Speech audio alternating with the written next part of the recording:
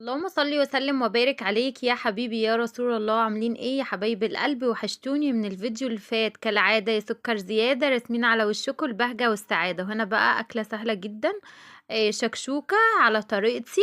شكشوكة مصرية، في ناس تعرفها وفي ناس ما تعرفهاش. يلا بينا بقى نسمي بالله ونصلي على الرسول ونشوف عملنا الشكشوكة اللي تفتح النفس على الفطار دي مع بعض ازاي. ممكن تاكليها على الفطار، ممكن على الغدا، ممكن على العشاء، زي ما تحبي. عندي طاسة على النار، هنزل عليها بقطعة من السمنة ورشة من الزيت. ممكن تستخدمي في الوصفة زيت بس أو سمنة بس أنا بحب ميكس كده، زيت على سمنة. هنا بقى بقولك ما تنسيش تصلي على النبي في الكومنتات، ذكر الله حلو قوي. هنزل دلوقتي بقى في الطاسة بصلاية متقطعة قطع صغيرة. ايوه، ما تسيبيش حاجة، الحاجة غالية. مسحي الطبق هضحك معاكم. وهنا بقى شقلبي قلبي كده البصلاية. اول ما تبدأ اللي هي تدبل معايا هنزل دلوقتي بالطماطمايه. الشكشوكة دي حلوة قوي ومفيدة، منها فيها خضار ومنها فيها بيض. اكتر الولاد ما بيرضوش ياكلوا البيض. انزل عليها بقى دلوقتي بفص من التوم. التوم ده اختياري يا جماعة، حابين اللي انتوا تضيفوه حابين، مش حابين مفيش اي مشكلة. بس بصوا بيبقى ريحتها قلبة الدنيا. قلبي بقى البصل مع التوم. بصوا اديله ادي بشكل ودي.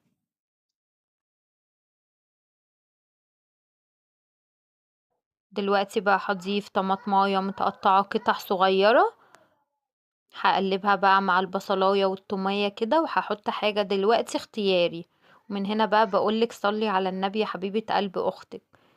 تنسيش تصلي على النبي في الكومنتات. صلاة النبي حلوة قوي، مكسب ليا وليكي، انتي بتاخدي ثواب وانا في نفس الوقت باخد ثواب. هقلب بقى المكونات دي كلها مع بعضها، وهضيف دلوقتي حاجة اختياري برضو، قرن شطة. حابة اللي انتي تضيفيه، حابة مش حابة مفيش اي مشكلة. الموجود عندك واللي انتي بتحبيه ضيفيه. انا ضفت قرن شطة سبايسي وضفت قرن من الفلفل. بس بجد كانت مخلية الشكشوكة في حتة تانية. وهنا بقى كتري وبلاش تستخسري، الولاد بيحبوا الخضار واحنا بنتسلق اللي احنا ناكلهم حاجة فيها خضار. ودلوقتي بقى هغطيها وهوطي عليها لحد المكونات دي كلها ما تستوي معايا. وهنا بقى ما شاء الله الخضار استوى معايا. دلوقتي هنزل بقى بالبيض. سامعين يا الزوم بيقول لكم ما تنسوش اللايك، ما تنسوش اللايك يا حبايب القلب علشان انتم مقصرين خالص في اللايك. هنا بقى ضيفي كمية البيض اللي انت حباها. انا بقى هضيف دلوقتي بيضتين، طبعا هنزل عليهم برشة من الملح ورشة من الفلفل.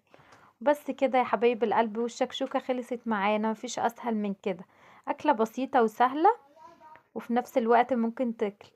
هضيف بقى رشة من الملح ورشة من الفلفل، وهدخل بقى البيض مع المكونات دي كلها. مفيش اسهل من كده، بجد سهلة جدا وبسيطة، ومكوناتها موجودة في كل بيت يعني. مفيش اسهل من كده. وهقلب بقى المكونات دي كلها مع بعضها. وانا بعمل الحاجات دي يا بنات، البنات اللي لسه مبتدئة، وانا عارفة ان انتوا كلكم شطار، ربنا يحسن ما بين ايديكم يا حبايب القلب يا رب. ما تنسوش تدعوا لاخواتنا في غزة، ربنا ينصرهم نصرا عجيبا يتعجب به اهل السماوات والارض. هضيفها بقى في الطبق وشوفوا شكلها، بجد الجمال عدى الكلام. وهنا بقى الشكشوكة خلصت معايا وضفتها في الطبق. شايفين القمر، شايفين الجمال عدى الكلام بجد بجد.